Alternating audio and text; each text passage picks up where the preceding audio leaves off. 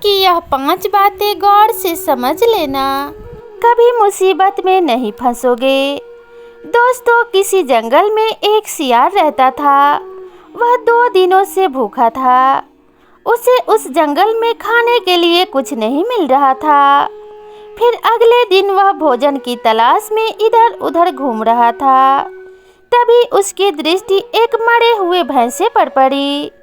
उस मरे हुए भैंसे को देखकर वह सियार मन में सोचने लगा कि आज तो मुझे जी भर के भोजन मिलेगा, मेरे मन की पूरी तरह से भूख मिट जाएगी। इस प्रकार से वह सोच विचार करके मरे हुए भैंसे के चारों तरफ चक्कर लगाने लगा और फिर मन में सोचने लगा कि आखिर इसकी मोटी चमड़ी कैसे फाड़ी जाए। सियार ने बहुत कोशिश की, परंतु फिर भी वह भैंसे की मोटी चमड़ी को फाड़ नहीं पाया। वह सियार मरे हुए भैंसे के चक्कर लगा ही रहा था। तब तक उसे सामने से एक शेर आता दिखाई दिया। शेर को अपनी तरफ आता देखकर सियार सोचने लगा कि किस प्रकार शेर को यहाँ से भगाया जाए। सियार के मन में यह भी ख्याल आता है कि शेर को अपनी ताकत से तो भगाया नहीं जा सकता, इसलिए इसे नम्रता से ही संभालना होगा। अब जब शेर मरे हुए भैंसे के पास पहुंचा तो सियार नम्रता पूर्वक उसके चरणों में गिर गया और कहने लगा, महाराज, मैंने इस मरे हुए भैंसे की आपके लिए रक्षा की है ताकि इसे कोई दूसरा न खा जाए।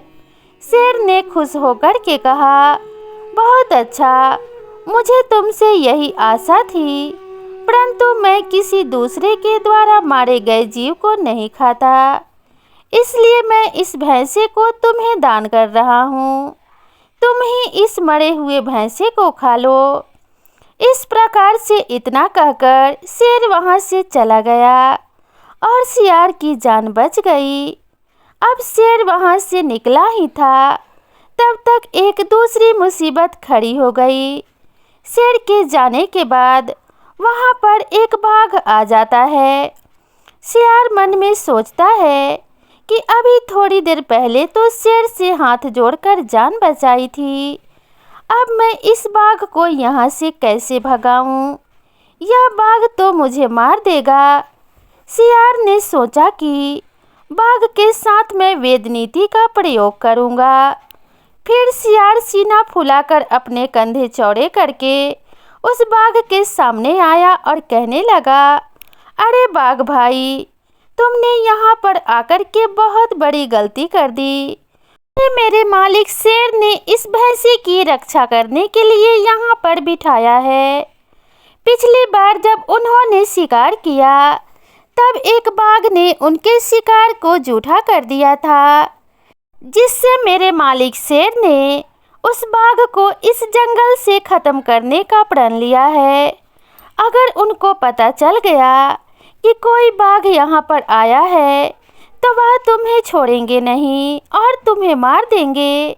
सियार की बात सुनकर बाघ बहुत डर गया और सियार से कहने लगा, हे मित्र, तुम मेरे जाने के बाद भी मेरे बारे में शेर को मत बताना, नहीं तो वह मुझे मार देगा। इस प्रकार से बाघ वहाँ से चला जाता है और सियार की जान बच जाती है। अब जैसे ही बाघ वहाँ से जाता है तो फिर उसके सामने तीसरी मुसीबत खड़ी हो गई। बाघ के वहाँ से जाते ही एक चीता उस सियार के पास आ जाता है। अब सियार मन में सोचता है कि जैसे तैसे मैंने शेर और बाघ से तो अपनी जान बचा ली, परंतु अब यह तीसरी मुसीबत चीते के रूप में मेरे पास आ गई। अब यह चीता मुझे मारकर खा जाएगा। अब वह सियार उस चीते को वहाँ से भगाने की रणनीति बनाने से पहले मन में विचार करने लगता है कि इस भैंसे की चमड़ी बहुत मोटी है, मैं अपने दांतों से इसको फाड़ नहीं सकता हूँ और इस चीते के दांत बहुत ही नुकीले हैं, इसलिए मैं सबसे पहले इस भैंसे की मोटी चमड़ी को इस चीते से फड़वा लेता हूँ। फिर इसे यहाँ से भगाने की रणनीति अपनाऊंगा। ऐसा विचार करके वह सियार उस चीते के पास गया और कहने लगा, क्या बात है भाई, बहुत दिनों के बाद दिखाई दिए हो, इसलिए तुम मेरे अतिथि के समान हो, इसलिए कुछ खाकर ही जाना। यह मेरे स्वामी शेर द्वारा मारा गया भैंसा है और मेरे स्वामी शेर ने इस समय स्नान करने के लिए नदी पर गए हुए हैं, इसलिए तुम जल्दी से इसमें से कुछ मांस खा लो और यहाँ से जान बचाकर तुरंत भाग जाओ। तब वह चीता अपने नुकीले दांतों से भैंसे की चमड़ी को फाड़ देता है और फिर सियार से कहता है, हे मित्र, तुम एक काम करना कि जब तुम्हारा मालिक शेर यहाँ पर आता हुआ दिखाई दे तो तुम मुझे इशारा कर देना, जिससे मैं एकदम यहाँ से भाग जाऊँगा, नहीं तो तुम्हारा मालिक शेर मुझे निश्चित रूप से ही मार देगा।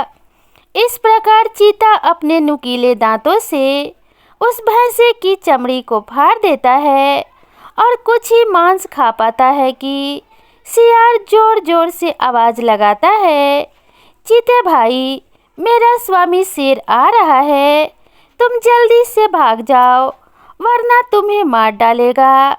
इस प्रकार से वह चीता सियार की झूठी बात सुनकर वहाँ से भाग जाता है और फिर सियार मज़े से चीते द्वारा फाड़ी गई चमड़ी के अंदर से मांस खाने लगता है। फिर कुछ ही देर हुई थी कि वहाँ पर एक दूसरा सियार आ जाता है और जब उस सियार ने अपने ही समान शक्ति वाले दूसरे सियार को देखा तो उस सियार ने दूसरे सियार को अपने बल का प्रयोग करके वहाँ से भगा दिया और फिर उसके बाद भैंसे का जी भर के मांस खाया। वह सियार भैंसे के मांस को खा ही रहा था कि तभी उसके पास उसका एक मित्र हिरन आया और पूछने लगा, हे मित्र सियार, तुम एक बात बताओ कि तुमने इतने विशाल और ताकतवर शेर, चीता, बाघ और अपने ही समान बलवान दूसरे सियार को यहाँ से कैसे भगाया और अपनी जान कैसे बचाई? मैं भी यह नीति आपसे जानना चाहता हूँ, ताकि यदि मेरे ऊपर भी कभी मुसीबत का पहाड़ टूट पड़े तो मैं उससे अपनी जान बचा सकूँ। हिरन की बात सुनकर के वह सियार कहने लगा, शत्रु कैसा भी हो, उसका लक्ष्य सिर्फ हानि पहुंचाना ही रहता है। जिस प्रकार से सर्प का भरोसा नहीं किया जा सकता, उसी प्रकार से शत्रु का भी भरोसा नहीं किया जा सकता। लोग इस अंतर को भूल जाते हैं तो उन्हें नुकसान उठाने से कोई नहीं बचा सकता। इसलिए शत्रु को हमेशा गंभीरता से लेना चाहिए। देखो, शत्रु कब परेशान नहीं करता है। शत्रु एक ही स्थिति में आप पर वार नहीं करता है कि जब आपकी बुद्धि उससे अधिक होगी और समझदारी में आप उससे बेहतर होंगे, तो इस स्थिति में शत्रु कभी भी उलझने की हिम्मत नहीं करेगा। यदि शत्रु बलवान है तो छुप जाने में ही भलाई है।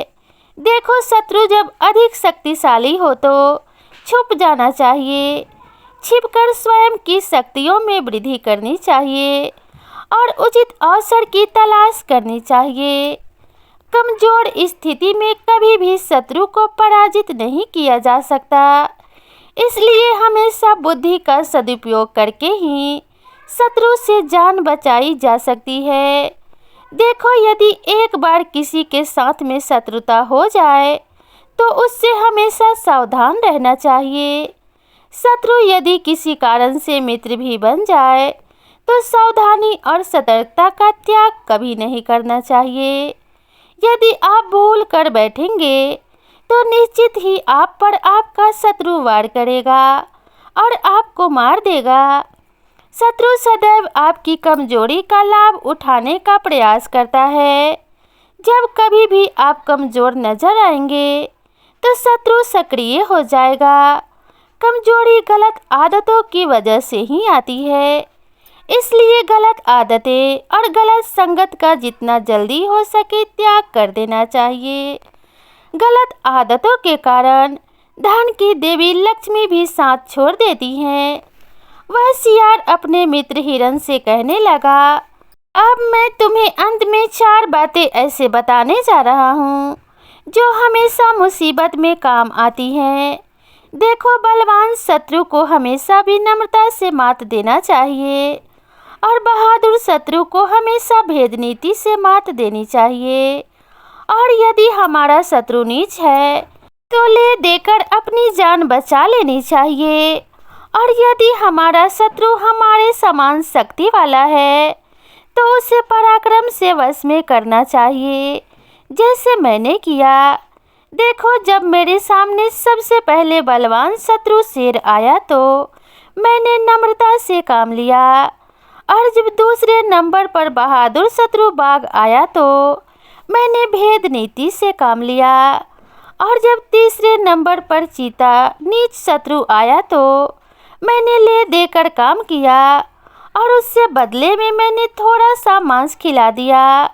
और जब चौथे नंबर पर मेरे ही समान शक्ति वाला दूसरा सियार आया तो मैंने अपने पराक्रम से उसे बस में किया और उसे भी यहाँ से भगा दिया। इस प्रकार से मैंने अपने चारों शत्रुओं को यहाँ से भगाकर अपनी जान बचाई। और फिर इस मरे हुए भैंसे का मांस मैंने बड़े ही प्रेम से खाया। बलवान शत्रु को विनम्रता से, बहादुर शत्रु को भेद नीति से, और नीच शत्रु को ले दे करके, और अपने ही समान शक्ति वाले को पराक्रम से वश में करना चाहिए, जैसा कि उस सियार ने किया। यह जीवन अनमोल है और हमारे शत्रु जगह जगह पर बैठे हुए हैं। जब हम आगे बढ़ते हैं तो हमारे 1000 शत्रु हो जाते हैं।